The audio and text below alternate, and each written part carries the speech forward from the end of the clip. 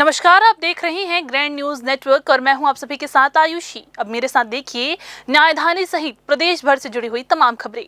चलिए खबरों का सिलसिला शुरू करते हैं।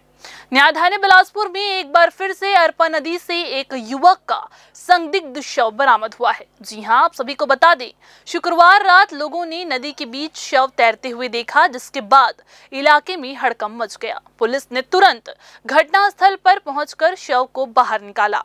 प्रारंभिक जांच में आत्महत्या की आशंका जताई जा रही है, लेकिन अभी पुलिस मामले की गहराई से जांच कर रही है।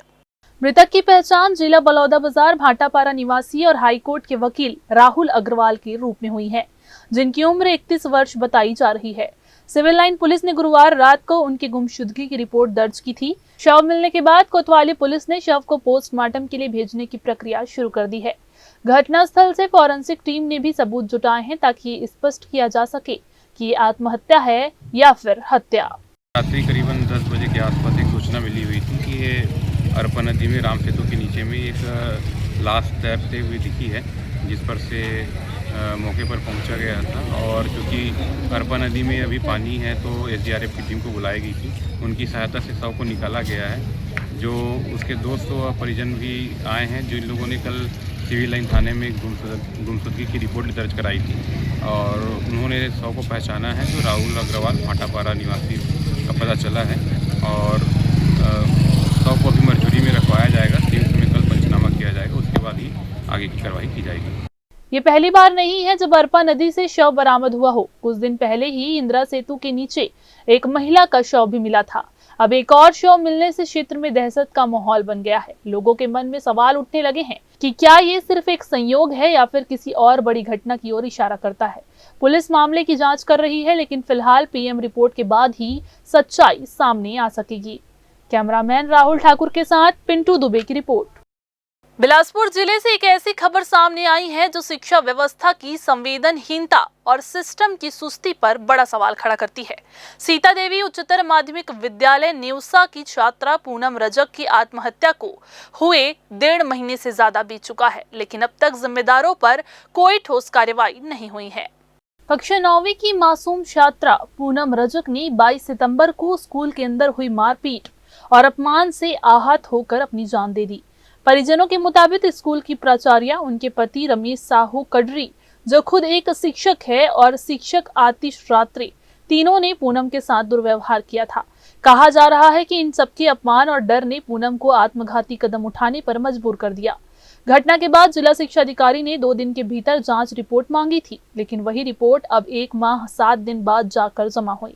और विडंबना देखिए, रिपोर्ट जमा होने के 9 दिन बाद तक DO ने उसे देखा तक नहीं। यानी जांच तो पूरी हो गई, लेकिन सिस्टम अब भी नींद में है। मामले की जांच 3 सदस्यीय टीम ने की। कन्हैया लाल फरवी, नसीम बेगम और दीप्ति गुप्ता। जानकारी के अनुसार टीम ने स्कूल में पूनम के साथ हुए दुर्व्यवहार की पुष्टि भी की है। जांच में साफ लिखा गया है कि किन किन लोगों की क्या भूमिका थी। बावजूद इसके रिपोर्ट अब तक कार्रवाई की फाइल में धूल खा रही है। जिला शिक्षा अधिकारी विजय तांडे का कहना है कि रिपोर्ट जमा हो चुकी है, मैंने अभी तक देखी नहीं है। जो दोषी होंगे उनके खिलाफ कार्रवाई की जाएगी, लेकिन सवाल ये है कब। नेवसा जो प्राइवेट स्कूल की बात है, वो जो है नेवसा का जांच रिपोर्ट आ गई है और उसमें अभी रिपोर्ट को मैं देख नहीं पाया हूँ। उनको देखना पड़ेगा, अध्ययन करना पड़ेगा, उसके बाद जो है ऊपर के कार्यालय को उसमें कार्रवाई के लिए लिखना पड़ेगा, क्योंकि वो जो है उच्च वर्ग शिक्षक से संबंधित है। पूनम की मौत ने एक बार फिर ये साबित कर दिया है कि हमारे स्कूलों में सिर्फ बच्चों का नहीं, उनके सपनों का भी कत्ल हो रहा है। सवाल सिर्फ इतना है, क्या सिस्टम की ये सुस्ती किसी और पूनम की जान ले लेगी? कब तक चलेगा ये जांच जारी है वाला बहाना? कैमरामैन गोलू कश्यप के साथ भारतेंदु कौशिक की रिपोर्ट। 4 तारीख को लाल खदान के पास हुए भीषण ट्रेन हादसे में मारे गए 12 यात्रियों और 20 घायलों के मामले में रोज एक से बढ़कर एक खुलासे हो रहे हैं। प्रारंभिक रिपोर्ट में ही ट्रेन ड्राइवर विद्यासागर को दोषी ठहराया गया था, जबकि आज जांच के तीसरे दिन बाद एक और चौंकाने वाला खुलासा हुआ है। मिली जानकारी के मुताबिक ट्रेन के loco pilot Vidyasagar psychological test में फेल थे, फिर भी उन्हें पैसेंजर की कमान सौंप दी गई। अभी भी पूरे घटनाक्रम में रेलवे प्रशासन द्वारा खुलकर कोई खुलासा नहीं किया जा रहा है। आप सभी को बता दें कि 4 नवंबर की शाम 4 बजे कोरबा बिलासपुर मेमू का लाल खदान स्टेशन के आउटर से कोयले से भरे मालगाड़ी से टकराकर भीषण हादसा हो गया। इस भीषण हादसे में 12 यात्रियों की मौत हो गई और 20 से अधिक घायल हो गए। रेलवे ने आयुक्त बीके मिश्रा की अगुवाई वाले 5 सदस्यीय टीम को जांच का जिम्मा सौंप दिया। टीम ने मौका और मुआयना किया, जिसमें ये पाया गया कि घटनास्थल में एक मोड़ है। लोको पायलट को रेड सिग्नल नहीं दिखा, उसने येलो सिग्नल समझकर ट्रेन की गति बढ़ा दी, जिससे मेमू सीधे कोयले से भरी मालगाड़ी से टकरा गई। प्रारंभिक जांच रिपोर्ट में लोको पायलट विद्यासागर को दोषी पाया गया। अब जब हादसे को 3 दिन हो गए हैं, तब एक चौंकाने वाला खुलासा हुआ है। बताया जा रहा है कि विद्यासागर 1 महीने पहले ही उनका प्रमोशन हुआ था। प्रमोशन के बाद स्किल टेस्ट, मेडिकल टेस्ट के अलावा साइकोलॉजिकल टेस्ट भी लिया जाता है। मिली जानकारी के मुताबिक विद्यासागर इस साइकोलॉजिकल टेस्ट में फेल थे, फिर भी उन्हें पैसेंजर ट्रेन चलाने की जिम्मेदारी दी गई थी। अब भी रेल प्रशासन द्वारा खुलकर इस बारे में बोलने कोई अधिकारी तैयार नहीं है। सिर्फ फाइनल जांच रिपोर्ट आने का इंतजार कीजिए, ये कहा जा रहा है। पर उनका क्या, जो 12 लोग काल के गाल में समा गए और कई गंभीर रूप से घायल है। सवाल तो ये भी उठता है कि रेलवे प्रशासन कहता है कि ऑटो सिग्नल प्रणाली में एक ही ट्रैक में डिस्टेंस वाइज 1 से ज्यादा ट्रेनें हो सकती है। अगर ऐसा कोई प्रणाली है तो उस दिन क्या हुआ था जब एक ही ट्रैक पर 2 ट्रेन टकरा गई और एक भीषण ट्रेन हादसा हो गया। देखिए, प्रारंभिक जांच रिपोर्ट एक हम लोग बनाते हैं, वो CRS की जो कमिश्नर ऑफ रेलवे सेफ्टी की जो डिटेल इंक्वायरी होती है उसमें संलग्न रहती है। इस घटना के कारण एक रेलवे का एक सिस्टम है जिसमें संबंधित स्टेशन मास्टर को एक फॉर्म में भरकर डिटेल देना पड़ता है, वो दिया गया है। कमिश्नर ऑफ रेलवे सेफ्टी इस घटना की जांच कर रहे हैं। जांच में जो सामने निकल कर आ जाएगा उसको हम लोग आपको रिपोर्ट स्वीकृत होने के बाद और आगे बता पाएंगे। अब जब लोको पायलट विद्यासागर के साइकोलॉजिकल टेस्ट में फेल होने की खबर आ रही है, तब सवाल ये भी उठता है कि रेलवे प्रशासन की कार्यप्रणाली पर सवाल क्यों नहीं उठाए जा रहे हैं। क्या एक सिस्टम की गलती के चलते इतने लोग अपनी जान से हाथ धो बैठे? सिम्स के साइकोलॉजिस्ट स्पेशलिस्ट डॉक्टर अंकित गुप्ता से इस बारे में क्या कहते हैं, चलिए जानते हैं। तरफ से सवाल आया कि साइकोलॉजिकल एलिजिबिलिटी टेस्ट क्या होता है। यह एक प्रकार का एलिजिबिलिटी टेस्ट है जिसमें हम किसी भी व्यक्ति का साइकोलॉजिकल असेसमेंट करके वो मानसिक रूप से किसी जॉब के लिए कितने तैयार है, फिट है, ये देखते हैं। ये कोई एक प्रकार का टेस्ट नहीं है, इसमें कई सारे असेसमेंट होते हैं, जैसे पर्सनालिटी टेस्ट, असेसमेंट टूल्स होते हैं, इंटेलिजेंस टेस्ट होते हैं और एप्टीट्यूड टेस्ट होते हैं, जिससे उस व्यक्ति को किसी भी काम के लिए कितना तैयार है वो चेक किया जाता है। ग्रैंड न्यूज के लिए पिंटू दुबे की खास रिपोर्ट। 7 नवंबर 2025 को छत्तीसगढ़ के तेजी से बढ़ते रियल एस्टेट बाजार को नया मोड़ देने के लिए क्रेडाई द्वारा आयोजित प्रॉपर्टी एक्सपो की शुरुआत हुई।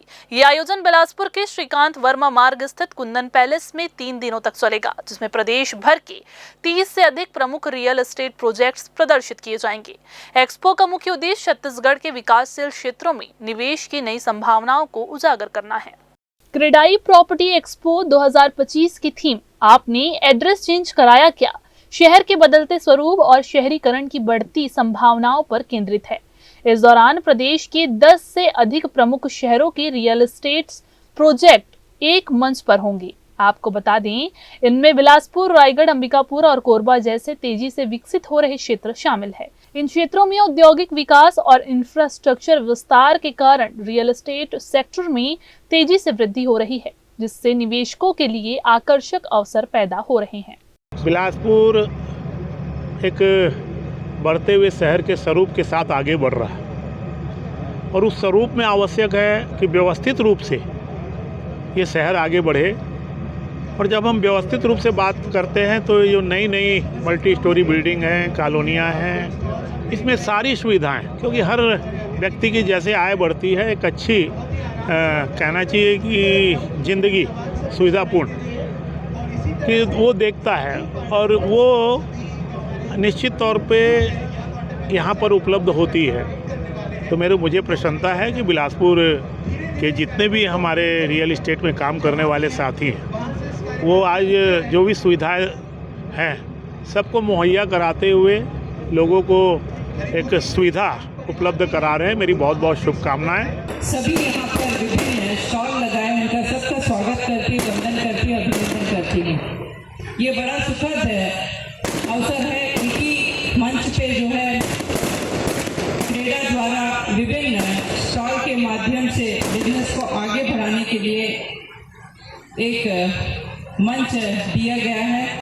एक्सपो में सिर्फ प्रॉपर्टी के प्रदर्शनों का ही नहीं बल्कि युवाओं के लिए एक विशेष सत्र युवा संवाद भी रखा गया है, जिसमें रियल एस्टेट सेक्टर में युवाओं की भूमिका और नए रोजगार अवसरों पर चर्चा की जाएगी। इसके साथ ही विभिन्न व्यापारिक और सामाजिक संस्थानों को उनके योगदानों के लिए सम्मानित भी किया जाएगा। इस दौरान निवेशकों के लिए आकर्षक ऑफर्स और लकी ड्रॉ भी रखे गए हैं, जिसमें चांदी का सिक्का, इलेक्ट्रिक स्कूटी और कई अन्य बड़े उपहार शामिल हैं। विशेष ये है कि जैसा कि मैं पहले भी बोल चुका हूँ इस बारे में कि एक साथ इतने सारे प्रोजेक्ट एक जगह पर मौजूद होना ये एक बड़ी चीज़ होती है। ग्राहक अमूमन जो है अलग अलग साइटों पे जाता है, अलग अलग दिशा में जाता है, अलग अलग सड़कों पे जाता है और वहाँ जब अपने प्रोजेक्ट को देखता है उसका चयन करता है। यहाँ पे ये सुविधा है उसके पास में कि वो एक ही ग्राउंड के अंदर में सारे प्रोजेक्ट एक साथ मौजूद हैं। एक पहली बात ये है। दूसरा फ़ायदा ग्राहक को ये है कि इसमें हर बिल्डर कुछ ना कोई ऑफ़र दे रहा है ना। हर बिल्डर के पास जब भी आप बुकिंग करेंगे कोई ना कोई अतिरिक्त ऑफ़र है उसके रेट्स के अलावा। इसके अलावा हमारे तरफ से क्रेडाई की तरफ से भी प्रत्येक बुकिंग पर निश्चित उपहार है। हम लगभग 3 लाख रुपए के इनाम दे रहे हैं, जिसमें पहला इनाम ई स्कूटर है। इसके साथ एसी, फ्रिज, वॉशिंग मशीन वगैरह वगैरह सब कुछ है। जो भी कस्टमर हमारे यहाँ बुकिंग करेगा उसको 100% गारंटी है कि उसको कोई ना कोई इनाम दिया जाएगा। टोटल यहाँ 45 से 50 के आसपास के स्टॉल्स हैं, जिसमें कि जो एक आध स्टॉल्स हैं हम लोगों ने ब्लड अवेयरनेस कैंप को भी डेजिग्नेट किया हुआ है, ताकि यहाँ पर एक बहुत बड़ा एक मेगा कैंप आने वाला है, उनको भी इसकी सुविधा। बिलासपुर को रियल एस्टेट के एक प्रमुख निवेश केंद्र के रूप में देखा जा रहा है, जहां multiple ring road, airport connectivity और इंडस्ट्रियल एरिया एक्सपेंशन जैसे महत्वपूर्ण प्रोजेक्ट्स चल रहे हैं। इस आयोजन का उद्घाटन शहर विधायक अमर अग्रवाल ने किया, जिन्होंने सभी को शुभकामनाएं दी और अवैध प्लॉटिंग करने वालों के खिलाफ कड़ी कार्रवाई की चेतावनी दी। बिलासपुर में जो बेसिक चीज़ समझ में आती है मुझे, जो हमारे माननीय विधायक महोदय ने भी उसका जिक्र किया कि जो बीच में इलीगल प्लॉटिंग बहुत ज़ोरों से चल रही थी और उस इलीगल प्लॉटिंग को अभी जो गवर्नमेंट हमारी आई है उन्होंने काफ़ी स्ट्रिक्ट होकर रोका है। उसके रोकने से फ़ायदा क्या हुआ है हमारे कि जो बसाहट है हमारे जो फ्यूचर का बिलासपुर है उसका स्वरूप बिगड़ने से बच गया। अभी हम कुछ एरिया में इलीगल प्लॉटिंग ही होते देख पा रहे थे और अभी गवर्नमेंट काफ़ी स्ट्रिक्ट हो गई है और वो कमी जो मुझे हमेशा महसूस होती थी, क्योंकि क्या होता है कम बजट वाला आदमी खरीद तो लेता है, उसे ये मतलब नहीं रहता कि नाली है, रोड है, नहीं है, और कोई भी इलीगल प्लॉटिंग वाला उसको सपने दिखा के बेच तो देता है, पर एक समय के बाद वो फंस जाता है। अभी भी आप बिलासपुर में कई एरिया में देखेंगे घुटने तक पानी भर जाता है, तो वो प्रॉब्लम अब मुझे फ्यूचर में नहीं दिखती है। ये सबसे बड़ी अच्छी बात है। आर्किटेक्ट श्याम सुंदर, जिन्होंने बिलासपुर शहर के विकास में अपना अमूल्य योगदान दिया है, उनका नाम शहर के विकास के इतिहास में हमेशा ही दर्ज रहेगा। पिछले 30 वर्षों में उन्होंने अपनी वास्तुकला और डिजाइन के जरिए शहर की पहचान को नया आकार दिया। उनका मानना है कि शहर का वर्तमान और भविष्य दोनों ही विकास के लिहाज से बेहद महत्वपूर्ण है। श्याम सुंदर ने अवैध प्लॉटिंग के खिलाफ सरकार के कड़े कदमों का भी स्वागत किया, क्योंकि ये शहर की संरचना और उसकी सुंदरता को बनाए रखने के लिए आवश्यक था। उनके योगदान से बिलासपुर न केवल एक आधुनिक शहर के रूप में विकसित हुआ है, बल्कि ये अब एक स्थायी और व्यवस्थित विकास की दिशा में भी बढ़ रहा है। कैमरामैन राहुल ठाकुर के साथ पिंटू दुबे की रिपोर्ट। इधर बिलासपुर जिले के ढेका गांव में एक बड़ा पर्यावरण घोटाला सामने आया है। यहां बंद पड़ी एगियो पेपर एंड इंडस्ट्रीज लिमिटेड के भीतर और आसपास खुले अवैध पेड़ की कटाई की जा रही है। दिन में मशीनों और कुल्हाड़ियों की आवाज गूंजती है और रात होते ही लकड़ी ट्रैक्टरों में भरकर बाहर भेजी जाती है।